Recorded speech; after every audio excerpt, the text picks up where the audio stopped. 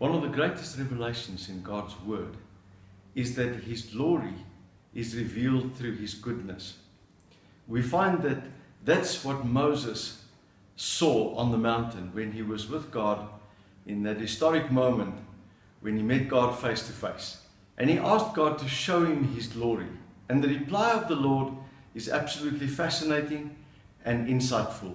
He said, I will make all of my goodness pass before you. So God equates His glory with His goodness, and His goodness with His glory.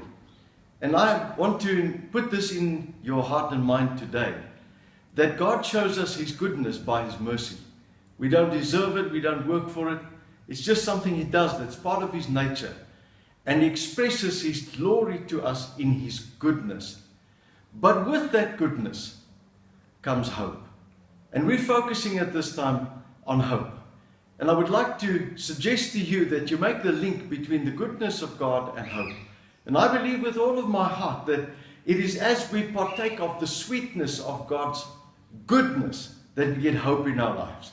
And God gives us so much that we never work for, that we don't deserve. He just gives it to us as part of His expression of goodness. And it's as we receive the goodness of the Lord in daily things, just the fact that He keeps us safe, gives us our daily bread, allows us to love and be loved. Just so many variations of His goodness expressed to us. It's when we partake in those things of His goodness that we get hope. When somebody's treating you badly, you lose hope.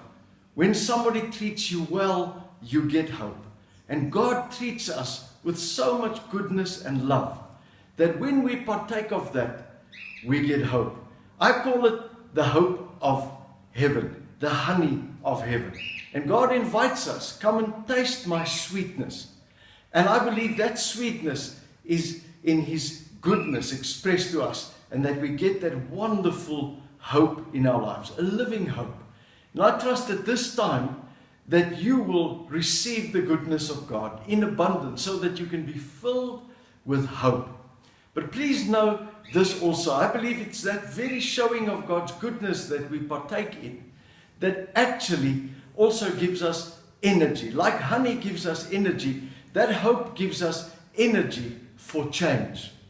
I believe that people don't change because we say to them that they're bad or they need to change. But somehow God gets to our hearts through His goodness, and He gives us, with that hope that His goodness brings, an energy to make change where change needs to come. And I trust that you will be filled with God's goodness, and through His goodness that His hope will come. And as you are filled with His hope, that you'll find there's an energy for change. And that you'll tackle things in your life that needs to change with new hope, His heavenly hope, His energy that He gives, and see them actually go in a new direction. If you need change in your life at this time, I suggest that you actually make a celebration around God's goodness so that your soul can be filled with His hope and you can have energy to actually make the changes that need to come in your life. That's God's plan. And I trust that you will see it and live in it and see wonderful changes come as you feast on His goodness and His hope.